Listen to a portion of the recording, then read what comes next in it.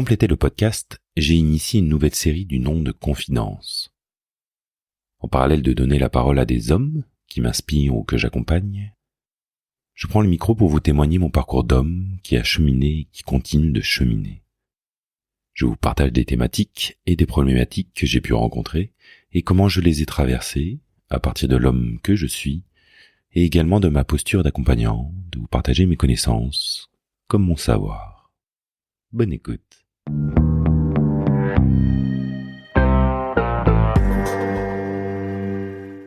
Bonjour et bienvenue pour ce nouvel épisode de Confidences. Et aujourd'hui, je vais vous parler de méditation, en tout cas de faire un épisode dédié à la méditation puisque c'est une thématique que j'aborde régulièrement, que ce soit avec mes invités ou dans les autres épisodes de Confidences. Et j'ai nommé cet épisode comment la méditation a changé ma relation à ma vie.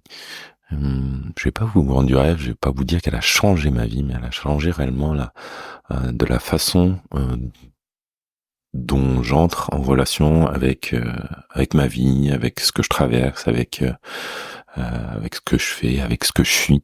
Je vais vous en dire plus dans la suite. Peut-être vous comprendrez à travers mes mots cette notion d'entrer en relation. Et en fin d'épisode aussi, je vous parlerai d'un programme que j'ai créé, un programme de méditation pleine conscience sur 9 semaines. Et pour reprendre, on va dire, le début de l'histoire, peut-être, ou aussi, en tout cas moi, si vous m'avez parlé de méditation il y a une dizaine d'années, je pense que j'aurais vu un petit bonhomme chauve en toge orange en train de léviter. C'était quelque chose de totalement obscur pour moi. Et lorsque j'ai eu une relation bouleversante il y a 5 ans, je me souviens écouter un épisode du podcast Change ma vie.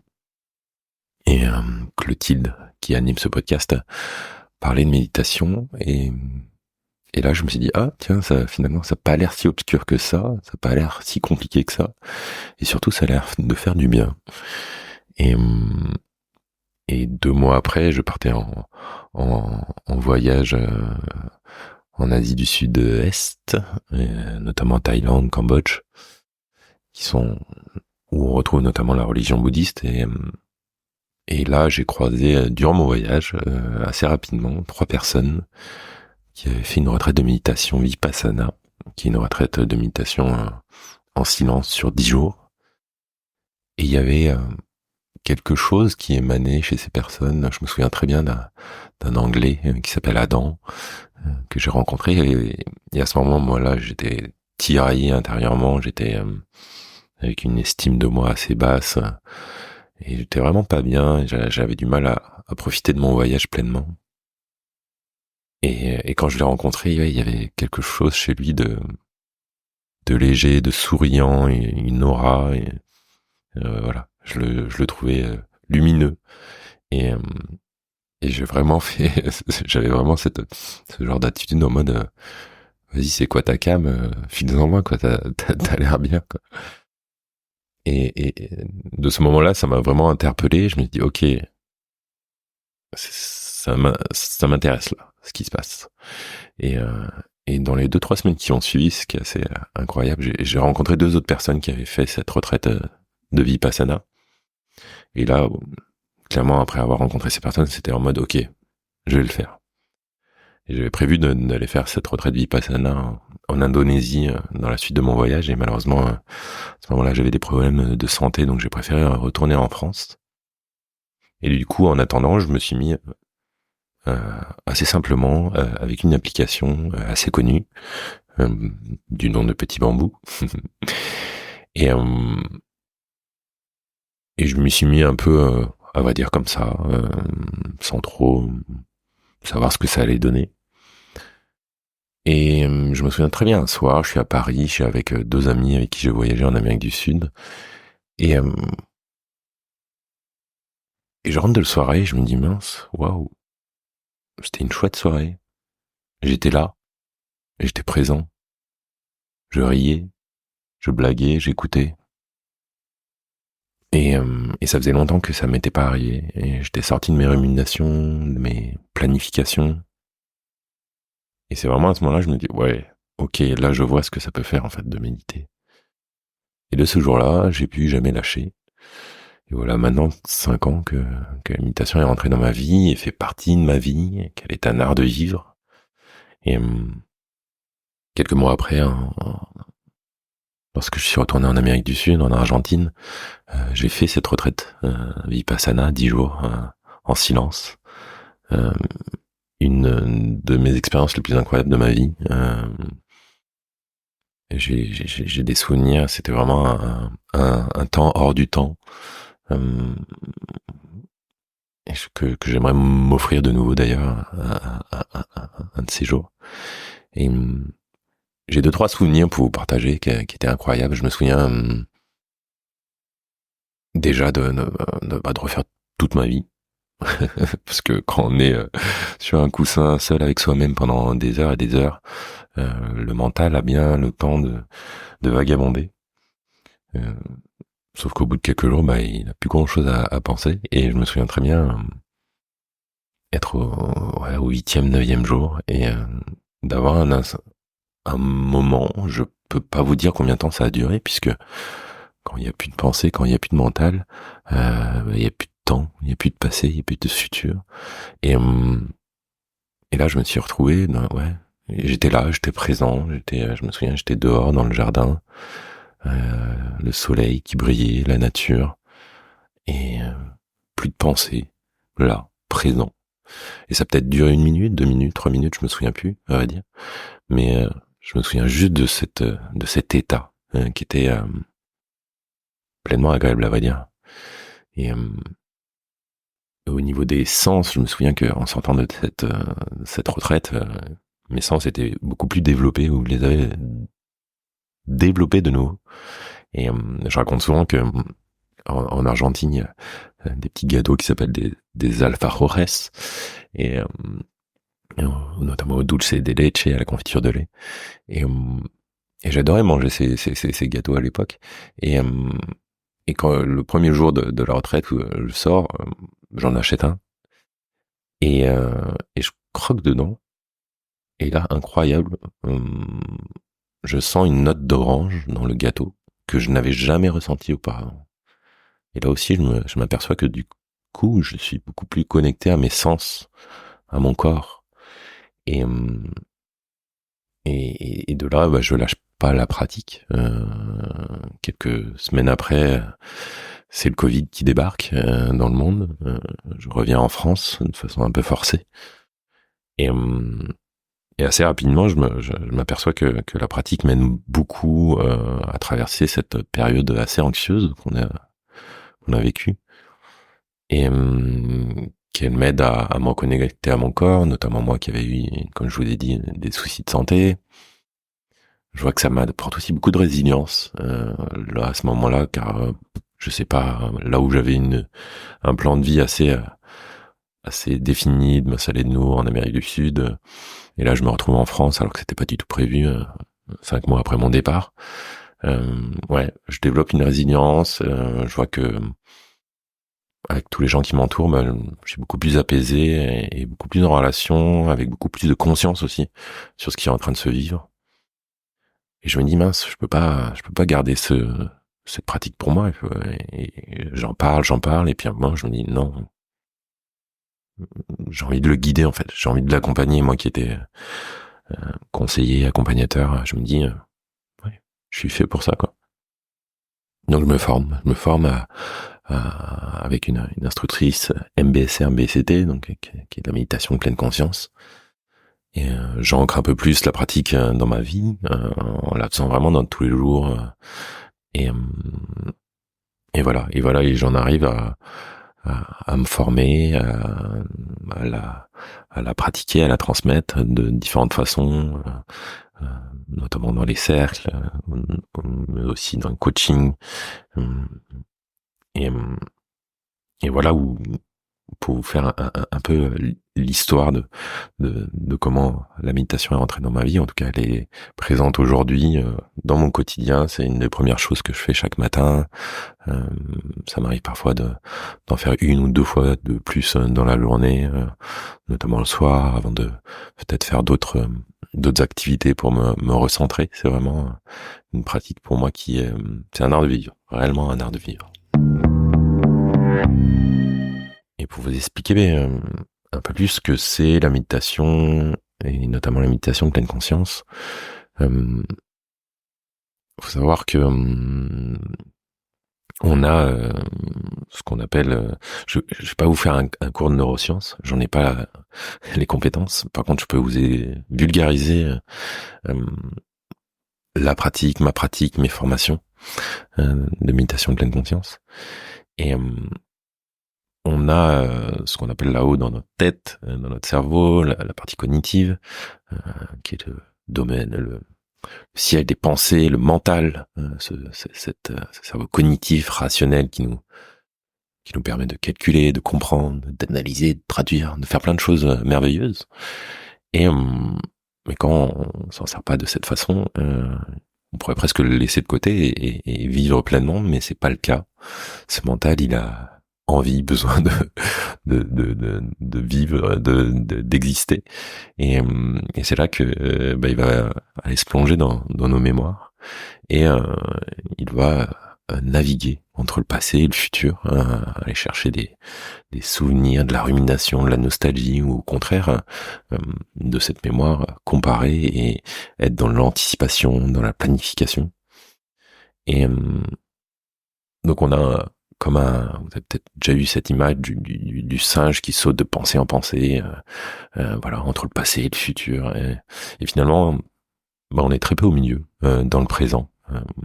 Et faut savoir qu'apparemment, selon certaines études, on aurait entre 40 000 et 80 000 pensées par jour, ce qui est pas rien. Donc voilà, donc on a des pensées liées au passé, au futur. Voilà, on a un hamster qui tourne dans sa roue, et tout ça en fait va créer beaucoup de stress, beaucoup d'anxiété, et on traverse, moi je sais en tout cas que c'était le cas de ma vie avant, et je le vois pour d'autres, un peu notre vie en mode pilotage automatique, en mode comme en mode GPS. On a une destination, une direction, on aimerait l'atteindre. Généralement, elle s'appelle le bonheur, et on pense que on sera heureux quand on aura ci, ça, quand on aura atteint un certain état, un certain confort, peut-être matériel, qu'on sera à un certain endroit, et on oublie de profiter du voyage, comme je dis souvent. Voilà, vraiment en mode GPS, on regarde plus la route, on regarde plus ce qui nous entoure, ce qu'on vit réellement.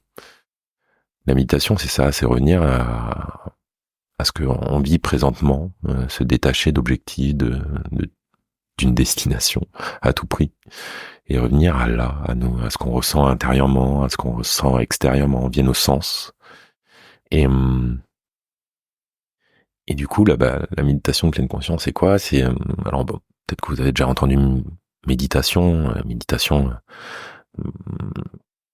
Il y a plusieurs sortes de méditation. On peut méditer en comptant, on peut méditer en répétant un mantra, en faisant une visualisation, un paysage ou autre chose. La méditation de pleine conscience, vous allez voir, c'est quelque chose de très très pragmatique. En anglais, on parle de mindfulness. C'est le Dr. John Kabat-Zinn, américain, qui a regroupé différentes pratiques venues d'Orient pour les occidentaliser, et démocratiser, et en faire un programme. Pour vous donner peut-être un exemple, vous avez déjà eu des moments de ce qu'on appelle le moment de contemplation. Ces moments où vous êtes peut-être dit justement, le temps s'est arrêté. Justement, quand on est dans le présent, quand on est là, qu'il n'y a plus de pensée liée au passé, au futur, forcément, il n'y a plus de temps, donc le temps s'arrête. Et l'idée de la méditation de pleine conscience, c'est de porter une intention de porter son attention dans le présent. Il y a vraiment une histoire d'attention. C'est retrouver ces moments de contemplation, mais intentionnellement. Donc voilà, de vivre, de ressentir à travers notre corps, parce qu'on n'est pas qu'une tête, on est aussi un corps, ce qui se passe de nos ressentis corporels intérieurement, nos émotions, mais aussi de ce qu'on peut détecter par nos sens. Donc voilà, revenir à l'expérience, à l'ici et maintenant, descendre de la tête pour revenir dans le corps. Je dis souvent, j'aime bien cette image ça va être, on va se servir de notre corps, de nos ressentis, pour offrir de l'espace entre nos pensées. Voilà, de ces 60 000, 40 000, 80 000 pensées par jour, là on va essayer d'offrir de l'espace, ne serait-ce que quelques instants, pour focaliser notre attention sur notre corps, sur ce qu'on peut vivre. Et du coup, méditation, aussi un autre mot, ça pourrait être une autre définition pourrait être porter son attention sur un objet de concentration. On va vraiment se concentrer sur tout à l'heure par exemple je parlais de mantra, je parlais d'un paysage, là on va se concentrer sur notre corps, sur nos ressentis, et on va s'entraîner. C'est un autre mot pour méditation, ça pourrait être entraînement. On va muscler notre capacité d'attention. Si vous prenez l'image de quelqu'un qui se muscle, par exemple le biceps avec une charge, là le bras se détend, se replie et on va muscler ainsi, quoi. Là c'est un peu la même idée, c'est-à-dire que quand le bras est déplié, je suis parti dans mes pensées, et puis là je vais ramener le bras vers moi, je vais ramener mon attention dans le corps, et puis après boum, je vais repartir dans le mental. Et c'est pas grave, hop, je le ramène dans mon corps, et ainsi de suite. Et on va muscler, au point de créer des nouvelles connexions neuronales, en fait, des nouveaux ponts neuronaux, une nouvelle connexion dans notre cerveau. Peut-être que si vous avez appris une langue étrangère, vous avez peut-être constaté cela, par exemple, pour vous donner un exemple de ce qui se crée.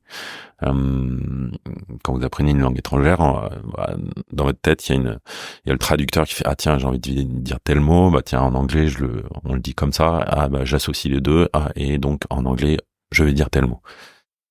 Et au bout d'un moment, quand vous apprenez, votre cerveau il va aller direct prendre dans sa mémoire le mot anglais, il va plus passer par la traduction. Et là ça va être pareil. Le fait de créer de nouvelles connexions, on va avoir une capacité ensuite au quotidien à sortir de ce mental, à revenir intentionnellement au moment présent et à focaliser notre attention sur ce qu'on ressent. Donc voilà. Et après, la pleine conscience, elle est aussi, on va entraîner aussi notre cerveau à tout un tas de notions, d'attitudes de pleine conscience, qui sont le non-jugement, qui sont le non-attente. Je vous invite à aller voir du côté de mon programme ou sur internet si ce sont des choses qui vous intéressent. Et si c'est quelque chose qui vous freine, vous avez peut-être déjà eu des essais, vous avez peut-être déjà testé la méditation, et puis ou alors vous avez déjà entendu parler, et il y a souvent des fausses idées qui remontent, qui sont exprimées. J'avais envie de les parcourir. Je vais pas toutes les faire, mais les principales. Déjà, la pratique de la méditation de pleine conscience, elle est laïque. Elle peut être associée au bouddhisme, à la religion, en tout cas la religion bouddhiste, même s'il y a la philosophie bouddhiste. Mais là, la méditation de pleine conscience est laïque. Il n'y a pas besoin d'adorer un dieu, une divinité, ou se retirer du monde et aller à l'autre bout de la planète pour pratiquer dans un temple. Non, ça peut se faire chez vous, au quotidien, ou en dehors d'ailleurs. et à la rigueur, la seul divin que vous allez adorer, c'est le divin en vous. Et pareil, il n'y a pas besoin forcément de méditer seulement en s'asseyant sur un coussin en mode de lotus et puis bouger pendant des heures et des heures. La méditation de pleine conscience, elle peut se faire de façon certes la formelle, par exemple sur un coussin en ressentant les sensations au niveau de notre respiration, mais elle peut se faire aussi par exemple de façon informelle à travers des tâches du quotidien, à travers la douche, à travers manger ou tout simplement aussi en marchant, en mouvement. Il y a plein de façons en fait de pratiquer la pleine conscience. C'est là aussi que j'avais envie d'aborder ça, c'est de montrer que on peut trouver tout un tas de pratiques pour se connecter au présent dans notre quotidien, sans forcément passer par être assis sur un coussin dans un temple. Et autre idée qui en tout cas autre réflexion qui vient souvent, je me souviens d'une amie qui m'avait dit Loïc, j'ai essayé de méditer mais voilà, au bout de 5 minutes j'arrête parce que c'est trop compliqué, j'arrive pas à ne pas penser. Et il y a souvent cette idée de il faudrait faire le vide et non, pas du tout. La méditation de pleine conscience, on peut pas, à part si vous atteignez peut-être l'état du Bouddha, je vous le souhaite, on peut pas ne pas penser. On peut pas supprimer ces 80 000 pensées dont je parlais tout à l'heure. Comme je dis, on peut offrir l'espace entre ces pensées. Et ces pensées, au contraire, elles vont faire partie de l'expérience. Et là, en méditation de pleine conscience, on observe aussi nos pensées. C'est comme si on prenait un pas de recul sur nous-mêmes et qu'on observait nos pensées. Et ce qui va nous permettre éventuellement, après une méditation, de noter ces pensées, ou peut-être simplement de conscientiser, de se dire waouh, par exemple, tiens, là je rumine cette pensée, ce truc-là depuis une semaine. Est-ce que c'est nécessaire? Est-ce que je peux pas faire quelque chose? Donc voilà, de prendre conscience de certaines pensées, de s'en détacher, de conscientiser aussi que nous ne sommes pas nos pensées, pas s'identifier à nos pensées, et éventuellement mettre des actions en place derrière pour avancer. Donc non, les pensées font partie de l'expérience. Dans cette même lignée, il y a aussi, j'entends souvent, la méditation, moi j'ai essayé mais j'y arrive pas. Ça tombe bien, en méditation de pleine conscience, il n'y a pas d'objectif, il n'y a pas d'état réalisé, il n'y a pas de destination. Il y a juste à être, on sort du faire, et quand on médite 5 minutes, 10 minutes, une demi-heure, une journée, on médite, point. Il n'y a pas de j'ai réussi, j'ai pas réussi, il n'y a pas de bonne, il n'y a pas de mauvaise méditation. On sort de tous ces jugements, de ces comparaisons, voilà. Quand on médite, on médite. Alors certes, parfois ça va être agité, des fois un peu moins. Justement, la pleine conscience, c'est aussi accepter son état du moment et l'observer, se laisser traverser, plutôt que d'entrer en résistance. Ce qui va créer toujours plus on va dire, un tiraillement intérieur. Et voilà, c'est le fameux lâcher prise. Et ouais, une dernière idée, sinon c'est, j'ai entendu des fois, ah ouais, mais méditer c'est égoïste. En quoi c'est égoïste? Alors là, pas du tout égoïste, puisque égoïste, on va dire, quand même en termes de racines, ça vient de l'ego. Donc là, la méditation de conscience, c'est sortir du mental. Donc j'ai fait un raccourci, mais c'est sortir de l'ego, revenir dans le corps, revenir dans la conscience. Et toujours est-il que méditer, c'est pour être mieux avec soi-même, et donc ensuite, être mieux avec les autres. Donc c'est pour moi tout sauf égoïste d'être ainsi mieux avec soi-même pour être mieux avec les autres. Pour dire un peu plus que ce que ça fait, ce que moi ça me fait en tout cas de pratiquer la méditation de pleine conscience. Au niveau de la gestion émotionnelle déjà. Alors je parlais de maîtrise, pas le maîtrise dans le sens, je vais revenir à cette expression entrer en relation avec mes émotions. Moi en tant qu'homme, comme beaucoup, j'ai mis comment on dit, le couvercle sur mes émotions et je savais pas ce que c'était, ou en tout cas je sentais des choses en moi, mais alors j'étais incapable de de comprendre ce qui s'est passé, quoi. On dit souvent que la méditation se permet de se connaître. Pour moi, c'est ça, se connaître. C'est ok, en fait, qu'est-ce que je vis, quels sont mes ressentis corporels, quelles sont mes émotions, comment mes émotions elles se traduisent en moi, dans quelle partie de mon corps, qu'est-ce que ça me fait.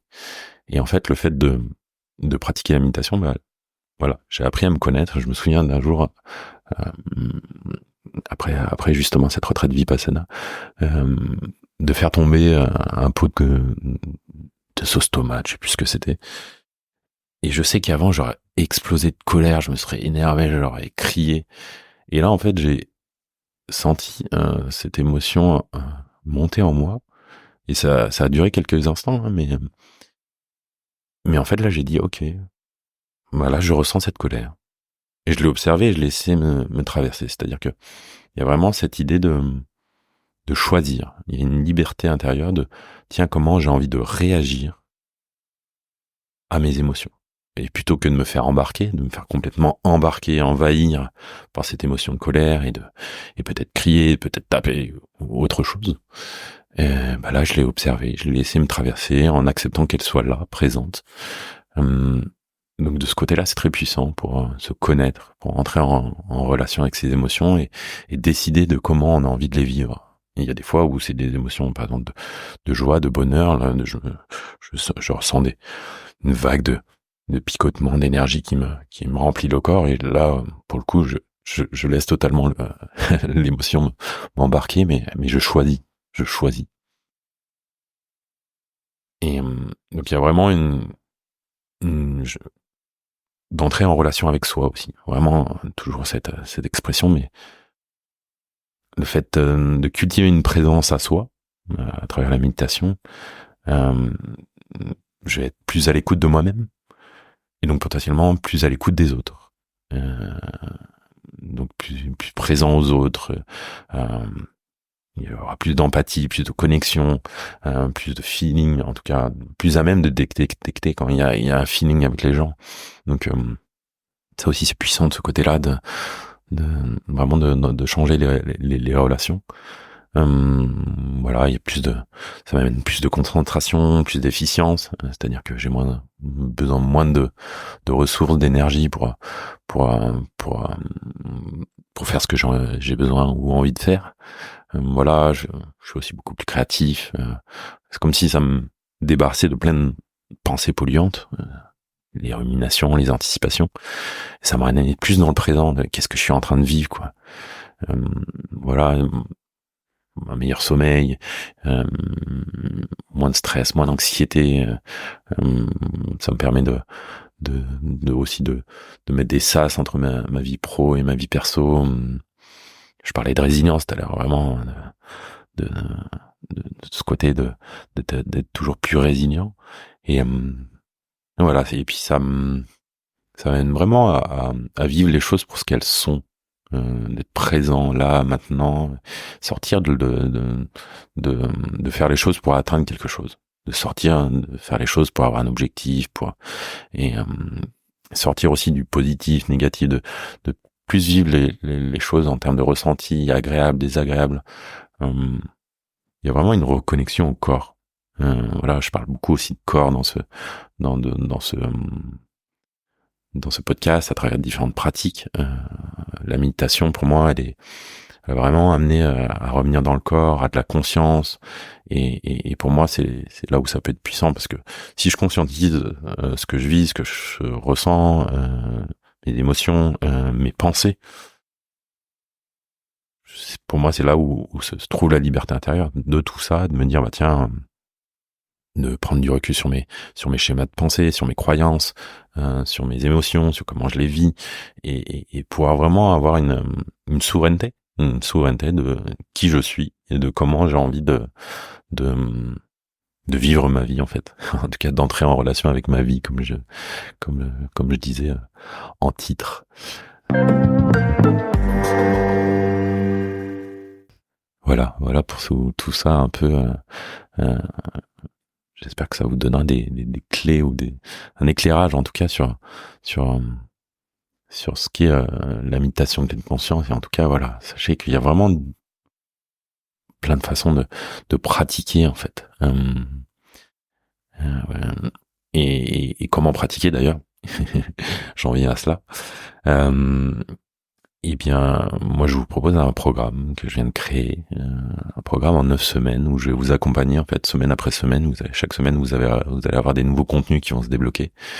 Et chaque semaine, je vais vous inviter à pratiquer des méditations formelles, donc par exemple assise ou un balayage corporel, comme informel, relié à vos tâches quotidiennes de la vie de tous les jours, pour créer des nouvelles habitudes, et je vais vous guider pas à pas, et avec des méditations chaque semaine. Donc voilà, vous avez l'opportunité vous trouvez le lien en description de ce podcast. D'ailleurs, je vais faire une promotion de 20% sur ce programme pour ceux qui souhaiteraient, pour ceux qui auront écouté ce podcast quasiment jusqu'à la fin. Le code promo c'est DHAH20. Voilà, comme d'homme à homme 20. Donc D comme Denis, H comme Henri, A comme Adrien, H comme Henri de nouveau, et le nombre 20. Si vous voulez profiter de 20% sur ce programme, voilà. Si vous avez envie d'une expérience encore plus impliquante, vous avez les retraites Vipassana, donc des retraites silencieuses sur 10 jours. En France, vous avez notamment le village des pruniers, sinon, qui accompagne à la méditation de pleine conscience de façon laïque. Vous avez des applications, vous pouvez chercher sur YouTube, mais il y a à vrai dire un peu de tout aujourd'hui. Voilà, en tout cas moi le programme que je vous propose, il ressort de mon expérience, de mes accompagnements, de mes formations. J'ai essayé vraiment de condenser un programme qui vraiment va vous accompagner à mettre cette pratique, à mettre en place cet art de vivre dans votre vie, vraiment quelque chose qui est là pour vous accompagner. Donc n'hésitez pas à aller jeter un œil. Voilà. Tiens, je vais faire quelque chose de très spontané. Juste pour quelques instants, je vais vous inviter à fermer les yeux. Peu importe où, alors sauf si vous êtes au volant. Mais si vous êtes dans un environnement qui permet de fermer les yeux quelques instants et de porter votre attention sur la façon dont est positionné votre corps dans l'espace, s'il est assis, debout, de prendre conscience, portez votre attention comme un projecteur sur les ressentis corporels, sur les sensations de contact de votre corps, en contact avec votre environnement, si vous êtes assis, couché, debout, peut-être les pieds au sol, peut-être ressentir vos fessiers, vos cuisses, vos jambes en contact avec le sol. Peut-être que vos mains, vos bras sont en contact avec une autre partie de votre corps, d'explorer simplement ces ressentis corporels. Et puis tout doucement, je vais vous inviter à porter votre attention sur votre abdomen, sur votre ventre. Je peux éventuellement vous inviter à poser une main sur votre abdomen, si ça vous permet d'avoir plus de perception, d'entrer en connexion avec votre respiration et de ressentir comment votre abdomen se soulève à l'inspiration et s'abaisse à l'expiration. C'est tout simple ici, il n'y a rien de plus compliqué, mais simplement ressentir comment la peau de notre ventre se tend à l'inspire et se détend à l'expire. Et si des pensées se présentent, c'est ok, c'est tout à fait normal, il n'y a pas d'erreur, il n'y a pas d'échec ici. Je vous invite à noter ces pensées, à les laisser de côté et de nouveau porter votre attention sur sur cet abdomen, sur les sensations physiques changeantes de votre respiration.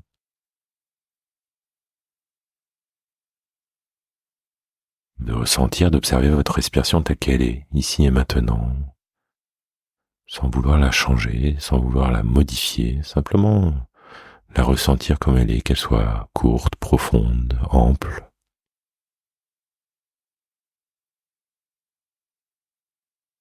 Et chaque fois que des pensées se présentent, je vous invite à ne pas vous culpabiliser, vous juger pour ces errements, c'est tout à fait normal.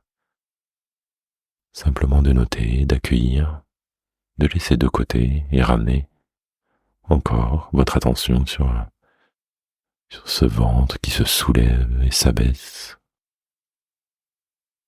de ressentir les mouvements générés par votre souffle.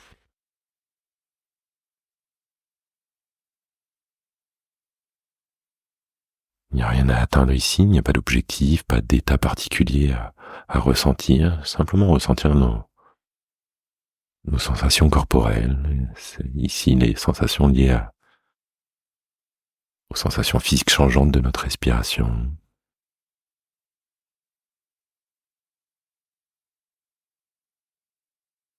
Dans quelques instants, cette courte méditation se terminera. Je vous invite à garder en conscience qu'à tout moment de la journée, vous pouvez poser cette main sur votre abdomen, vous relier, ne serait-ce que pour quelques respirations, et vous ancrer dans le présent. Et pour la suite, je vous souhaite une belle fin de journée, une belle soirée, peu importe où vous vous trouvez. Et j'espère que ces quelques instants de méditation vous aideront à amener plus de présence dans la suite de votre journée. Et puis sinon, je vous dis à très bientôt pour un nouvel épisode. Ciao.